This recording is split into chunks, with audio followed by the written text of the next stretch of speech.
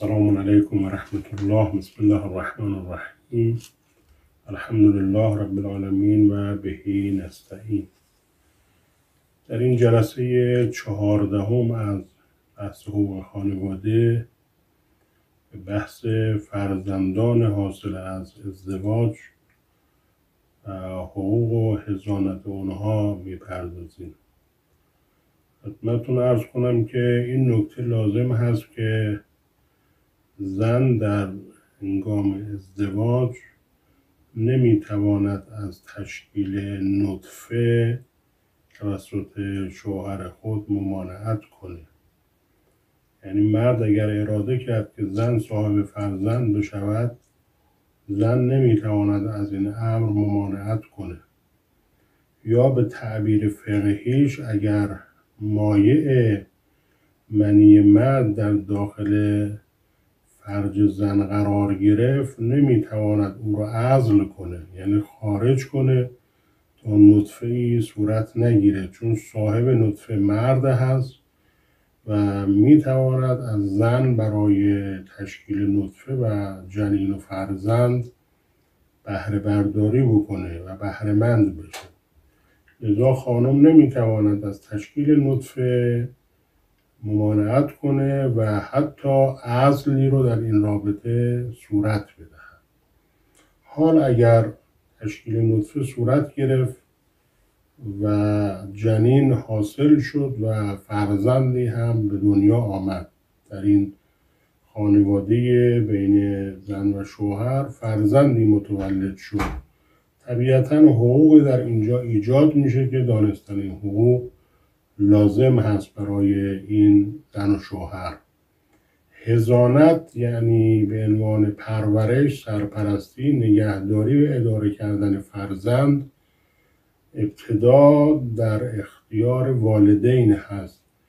یعنی در یک زندگی زن و شوهری وقتی فرزندی متولد می شود، حضانت و نگهداری و سرپرستی به عهده والدین قرار داده شده و اینها نمی توانند این امر قانونی و وظیفه و تکلیف شرعی و قانونی رو از خودشون سلب بکنند، بلکه باید اینها این فرزند رو خودشون حضانت و نگهداری و پرورش بدهند. اما گاهی مشکل جای دیگر ایجاد می شود. هنگامی که این زن و شوهر طلاق می گیرند و به اصطلاح واقعی طلاق اتفاق میفته، اینجا بحث سر این هست که این فرزندان رو چه کسی باید سرپرست و حضانت کنه.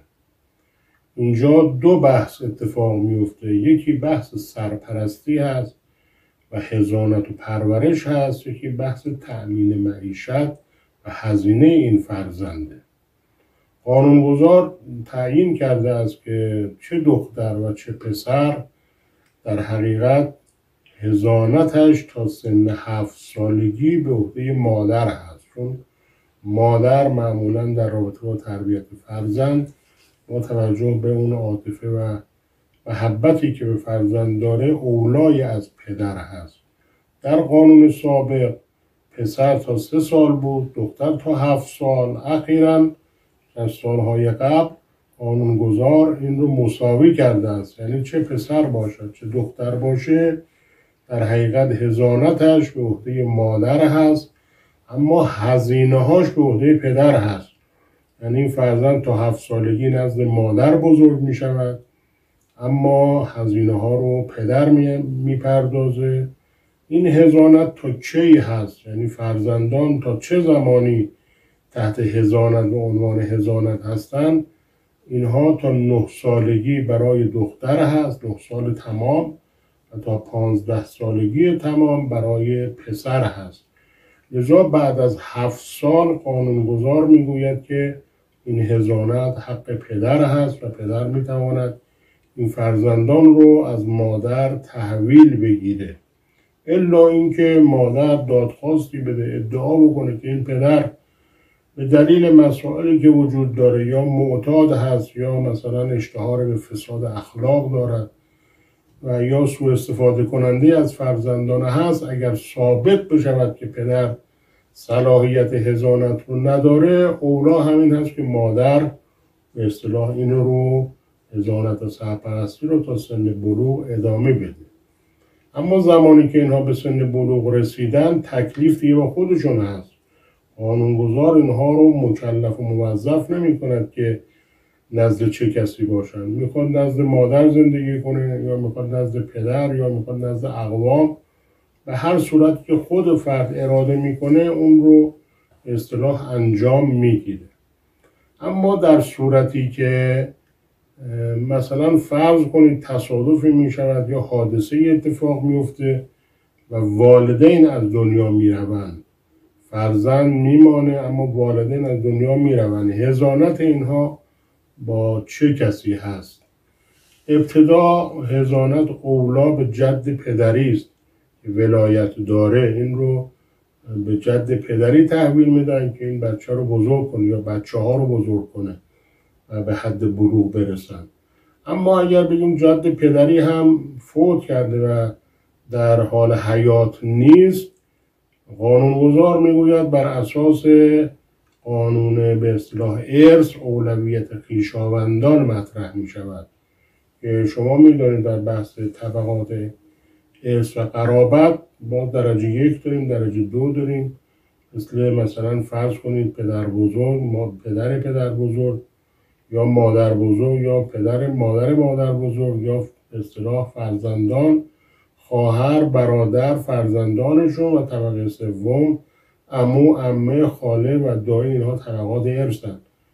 ترتیب اولویت به اونها داده می شود این فرزندان که اونها رو به اصطلاح حضانت کنن و سرپرستی کنن تا حدی که به سن بلوغ برسن. نکته دیگر این هست که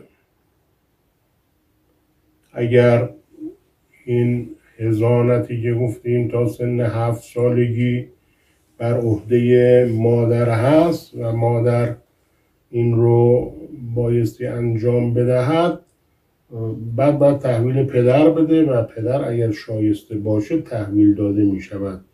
اگر شایسته نباشد باز به همون مادر به اصطلاح حضانت واگذار میشه و طبیعتا قانونگذار از کسی که از حضانت سر باز بزنه جرایمی رو در نظر گرفته. یعنی کسی نمیتواند صاحب فرزند بشود ولی بگوید من حضانت و سرپرستی و هزینه هاش رو به عهده نمیگیرم. اینها موادی هست که قانونگذار حتی برای عدم انجام اینها جرائمی رو در نظر گرفته و مجازات هایی رو به اصطلاح عنوان کرده است که بایستی انسان هایی که در اجتماع زندگی میکنن به این قوانین، مقررات شرعی و قانونی پایبند باشند و بتوانند به اصطلاح این رو رعایت کنند. در به اصطلاح قوانین وحدت رویه یا قانونگذاری معمولاً وزارت دادگاه ها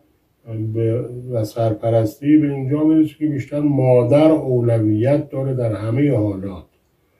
دلیل اینکه مادر هم با خصوصا دختر با احوالات دختر بیشتر آشنا هست، با روحیاتش بیشتر هماهنگ هست، معمولا به مادر داده می شود. حالا مگر اینکه مادر مشکلی داشته باشه، همون مشکلاتی که برای پدر برشمردیم مادر اگر داشته باشه، این از او سلب صلاحیت حضانت فرزند می شود.